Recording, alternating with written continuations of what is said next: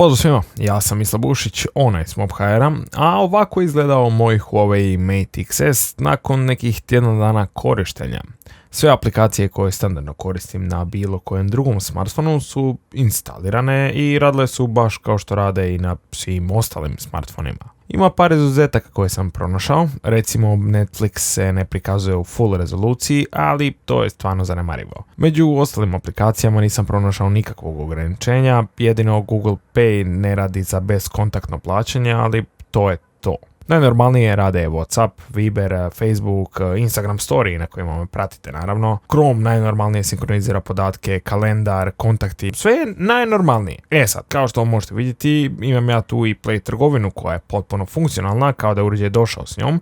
No, nije to baš tako u samom početku, stoga ću vam sad korak po korak objasniti kako od potpuno resetiranog uređaja, onako kako dobijete u pakiranju, doći do ovoga.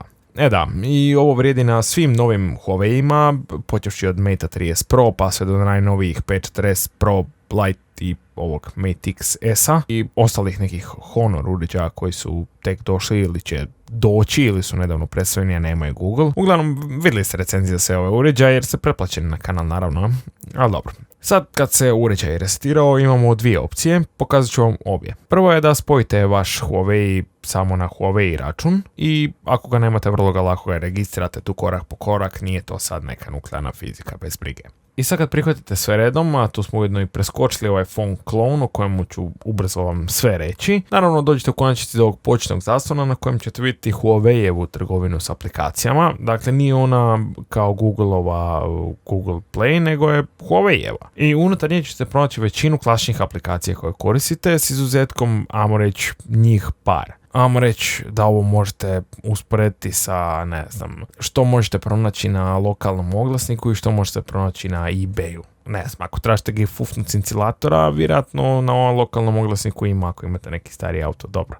Možda je glupa usporedba, ali shvaćate poantu. Uglavnom, evo, ja sam redom krenuo skidati sve aplikacije koje inače koristim na smartfonu, osim ovih Google-ovih koje, eto, jednostavno tu nećemo pronaći. A imam ih, evo, tu neku bankarsku aplikaciju koju ja koristim za operatere, ima dosta igrica, ne baš sve, ali, eto, lagano se popunjavaju. Čisto dok, evo, čekamo da se sve instalira, ovo je P40 Pro kojeg pak koristim posljednjih mjesec dana bez Google-a, ali, evo, to ćemo i sad isto uskoro riješiti. Dok smo sad tu na ovom zaslonu, vidite sve ove aplikacije rade bez ikakvih problema.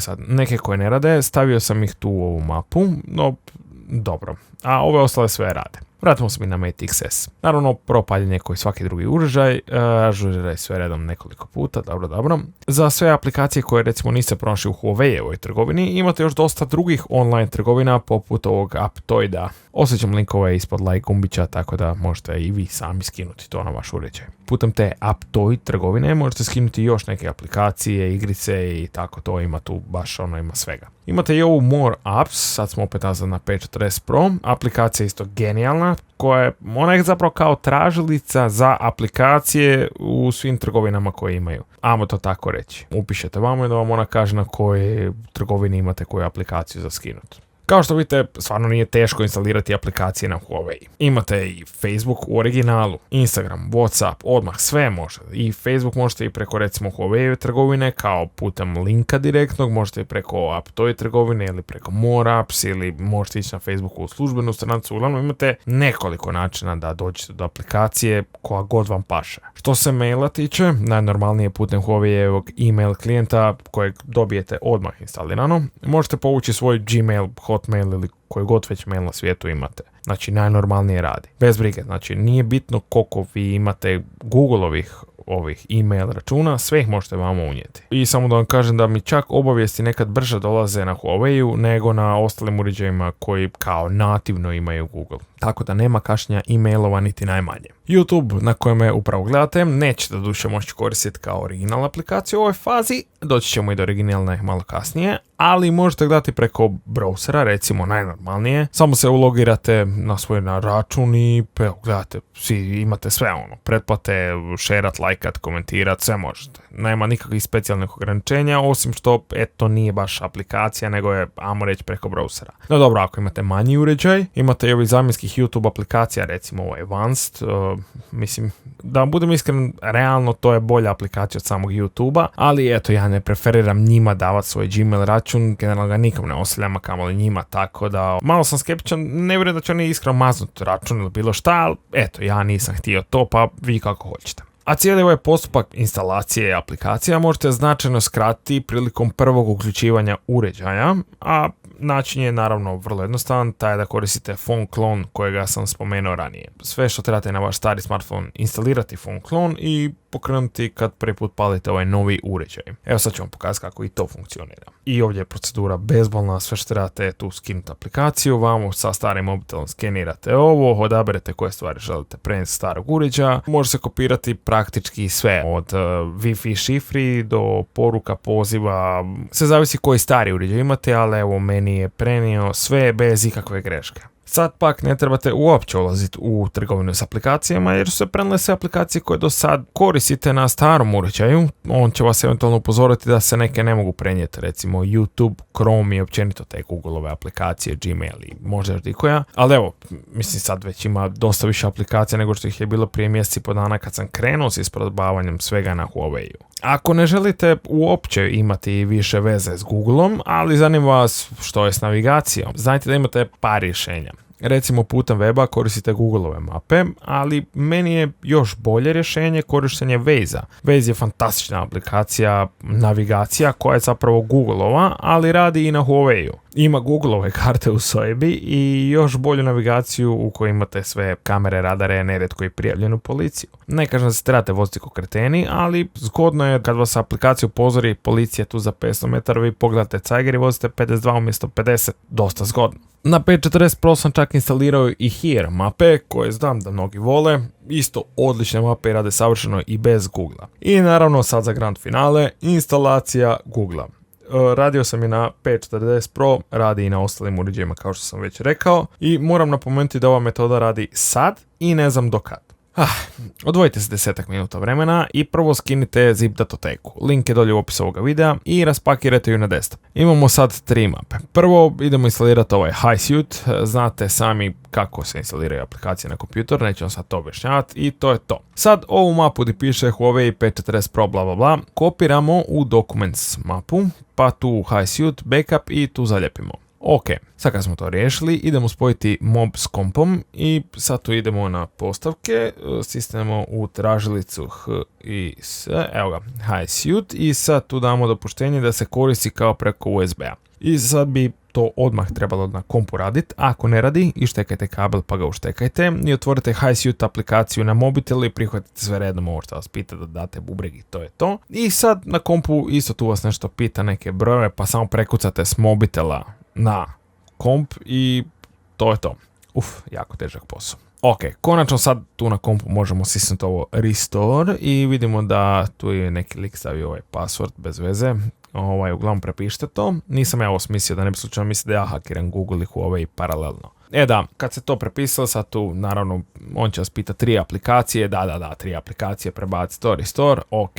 I moramo sad samo ovu mapu APK koju ste iz onoga zipa izvadili, kopirati na smartphone, samo copy-paste i to je to, bilo gdje, mislim možete i sve aplikacije, tako mi svejedno gdje ćete to staviti, bitno da je na mobitelu. Ok, sad smo riješili komp, ona više ne treba, prelazimo na smartphone. Imate među aplikacijama ovu Files aplikaciju, pa uđite tu i sad na Internal Storage i pronađite APK mapu koju smo kopirali iz kompa. Unutar nje imate ovih 9 aplikacija, a mi ćemo jednu po jednu instalirati od 1. do 6. za sad. Može vas prilikom instaliranja prve upozoriti kao da instalirate od treće strane bla bla bla nešto. Samo uglavnom to prihvatite, recimo da vas ne pita više ništa. Sad kad smo instalirali tu 6. taj Google Account Manager, izaći ćemo na kratko iz Filesa i otići u postavke uređaja, pa skroz dole na Users and Accounts, odnosno kao računi i nešto, korisnici računi, ne znam kako na hrvatskom piše. Uglavnom tu dodamo Google račun. Vrlo je važno sad dodati sve račune koje mislite dodati jer kasnije nije baš da će uvijek raditi to dodavanje računa. Uglavnom znate kako se treba upisati Googleov račun. Idemo sad dalje nazad na File Manager i instalirat ćemo 7. aplikaciju. Nadam se da ste dodali Google račun i da možemo preći na ovo. Jer ako niste, pauzu na video. Uglavnom, daj da provjerimo samo jel radi Play trgovina. Ok, meni još ne, to nije baš dobro. Čekaj, samo malo vidimo, retraje. Ok, i evo ga, radi već nakon par pokušaja iz prve. Počeli su sizati ove obavijesti iritantne, da ništa kao ne valja, ali to je dobro. Idemo u postavke, vamo na apps, pa još jednom apps i sad ćemo tu Google. Idemo u ovaj Play Services Uninstall, to je vrlo važno za sad. I nazad idemo do Files i instalirat ćemo 8. aplikaciju. Ok, idemo sad opet nazad na postavke, pa na apps, pa opet na apps i sad ove 3 točkice, pa sistem procese da vidimo i idemo sad izbrisati ovu zadnju Google Services Framework. Odmah da vam kažem, ova zna biti patnja živa. Moguće da vam se smrze mob, moguće da vam odmah se, ne znam, izbriše aplikacija, super, ako je tako vrh. Ali ja sam uspio to uz, evo ovako jednu metodu, prvo malo izbrišite ovaj cache, pa data, pa ponovo cache, pa malo odete nazad na for stop, pa se opet u krug par puta i onda proradi. Meni je 2 puta uspjelo tako i 9 puta nije. Konačno, kad smo se uspjeli, idemo nazad na Files, instalirat ćemo sad ponovo aplikaciju broj 7. Idemo vidjeti radili Play trgovina nakon instalacije. Dobro, i dalje zeza, ruši se nekad, to je sve ok, nema veze. Idemo ponovo postavke, apps, opet apps i opet ćemo izbrisati Google Play servise. Sad kad smo to riješili, idemo natrag u Files i sad idemo instalirati aplikaciju broj 9, konačno zadnju. Kad smo to riješili, to bi trebalo biti otprilike to. Pokušat ćemo nešto instalirati, otvoriti YouTube da vidimo kako radi, sve 5, samo Reno 4. Idemo izbrisati u kinesku aplikaciju nam viška, tu u apps pa skroz dole na dno. Ovdje možemo izbrisati ovako samo dužim klikom jer nam ne trebaju. I eto ga, imamo Google servise. Naravno, ova metoda sad radi, a koliko dugo to ćemo vidjeti. Postoji uvijek šansa da Google zabrani ovo, pa sam džabe krečio. Uglavnom, dođe uvijek neka nova metoda kojom se instalira, samo opušteno, malo Googla, malo volje i naći će se. Za sve one koji koriste Android Auto poput mene, evo samo da znate da i on funkcionira. Osobno sam baš bio skeptičan zbog te funkcije jer je predobra imati navigaciju na velikom zaslonu u autu kad vam zatreba, da znaš najbržu rutu, gužve, kolapsi, tako to, policija. Dobro. I sad moram reći da stvarno mislim da jednostavnije od ovoga nisam mogao objasniti, da je lagano, iako se vama sad to može čini kao neka nuklearna fizika, ali bez brige. Samo korak po korak, 10-15 minuta vremena i to je to. Ako vam nešto slučajno ne radi, samo pitajte, bez brige, vjerojatno neću ni ja znat kako da vam pomognem, ali napisat ću da vam je žao ili tako nešto. Šalim se naravno, samo pitajte, pokušat ću pomoći. Situacija možda nije idealna u ovom trenutku za Huawei, što i svi znate, no nadam se da shvaćate da je to i dalje potpuno funkcionalan uređaj s par minimalnih kompromisa što se aplikacija tiče. Uostalom, jedini kompromis kojeg sam ja pronašao, naravno nakon instalacije ovoga Googlea, bio u vidu tog Netflixa koji ne daje punu rezoluciju, što je ništa. I eto, toliko od mene za danas i vidimo se idući put.